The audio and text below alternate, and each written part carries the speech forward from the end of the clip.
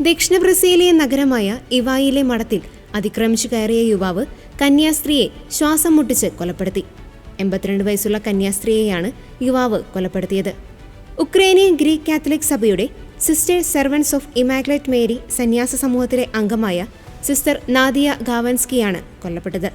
സംഭവവുമായി ബന്ധപ്പെട്ട് 32 വയസ്സുള്ള യുവാവിനെ പോലീസ് അറസ്റ്റ് ചെയ്തു. ബുധനാഴ്ച രാവിലെ കോൺവെന്റിനോട് ചേർന്നുള്ള പറമ്പിൽ കോഴികൾക്ക് തീറ്റ നൽകിക്കൊണ്ടിരിക്കുകയായിരുന്നു സിസ്റ്റർ നാദിയ.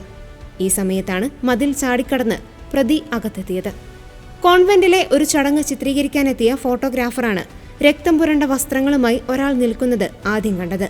തുടർന്ന് രഹസ്യമായ ദൃശ്യങ്ങൾ പകർത്തിയ ശേഷം പോലീസിനെയും ആംബുലൻസിനെയും വിവരമറിയിക്കുകയായിരുന്നു.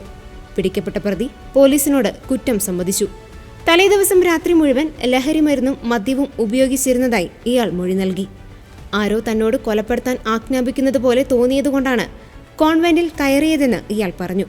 സിസ്റ്ററെ കണ്ടപ്പോൾ ഭയപ്പെടുത്താൻ ശ്രമിച്ചെന്നും അവർ ബഹളം വെച്ചപ്പോൾ വായ പൊത്തിപ്പിടിച്ചതായും യുവാവ് സമ്മതിച്ചു. അതേസമയം കന്യാസ്ത്രീയുടെ തലയ്ക്ക് ഗുരുതരമായ പരിക്കേറ്റിരുന്നു.